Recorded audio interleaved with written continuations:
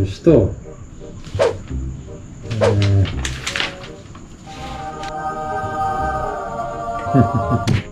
Oh! What's up mga fuckers? It's me, the Clueless Biker.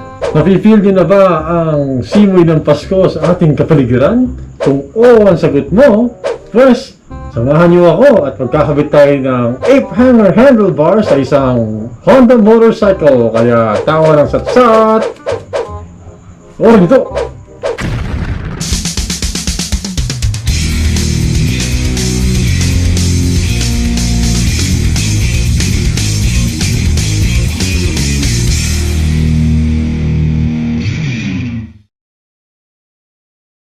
Nice. Oh, welcome back mga fuckers. At bago ang lahat, syempre, since nanonood ka na rin lang ng episode natin para sa araw na ito, bakit hindi mo pa i-click yung like and subscribe button para ma-receive mo lahat ng cool episodes natin dito sa The Clueless Biker? At mabalik tayo sa ating pinag-uusapan natin kanina. Magkakabit tayo ng Apehanger handlebars sa isang Honda VTX 1300. Para sa mga bago sa channel natin, welcome! Sa mga nagtatanong kung ano nga ba yung Apehanger handlebars niya, well, ito isa sa mga pinaka-iconic na handlebars na nakakabit sa mga custom motorcycles, especially sa mga cruisers, bobbers, and choppers. By the name itself, Apehangers, so pag nakaginagamit mo siya, para kang isang ape na nakahang sa handlebar na ito. Kaya samahan natin sila Sir Boying at Robbie Malapitan mula sa Anghel, Lansangan sa pag-i-install ng handlebar na ito. Kaya tama ng satsat. Doon ito.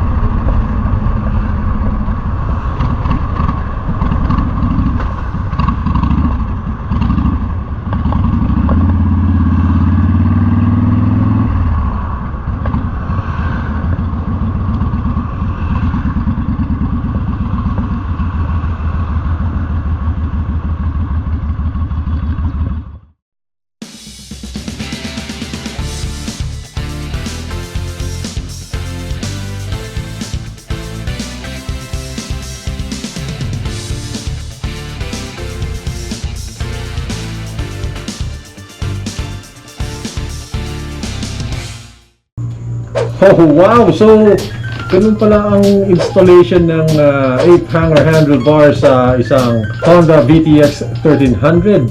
Napakalinis, nakatago ang mga wiring, tama ang length ng mga cables at hoses. Mukha siyang factory installed handlebars. Very nice. I like it. And of course, we would like to thank the owner of the bike, Sir Lance. Thank you very much for allowing us to document the procedure on your lovely cruiser. And of course, we'll give thanks to our likers, subscribers, sharers, commenters. And as you can see, kanina pa natin pina-plug tong ating bagong sticker. Here. So, see me on the road or nagkita tayo sa isang event, feel free to approach me and magkakaroon ko ng napakamahiwagang sticker courtesy of tshirtmotto.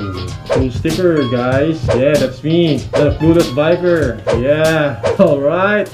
Again, kung hindi ka pa nakasubscribe, feel free to hit the subscribe button on the lower right hand corner of your screen here, and hit the notification bell as well to make sure you receive all the latest episodes from the Clueless Biker. Dahil dito, always original and motorcycle related contents always. At syempre, andito na ang pinakaabangan ng ating mga viewers, ang mahiwagang kasabihan mula sa isang matalinong pantas. Hulman at magaling, late pa rin. Oh wow, so true. At gaya nga ng sabi ng isang tita ko, na especially kung ikaw ay nagbumotor, kung late ka na, papasok ng trabaho, late ka na. So wala ka na magagawa. Kaya be safe na lang going to your work or to whatever place you're going to. Kasi wala rin magagawa kung magkakahataw ka, baka ma-aksidente ka lang.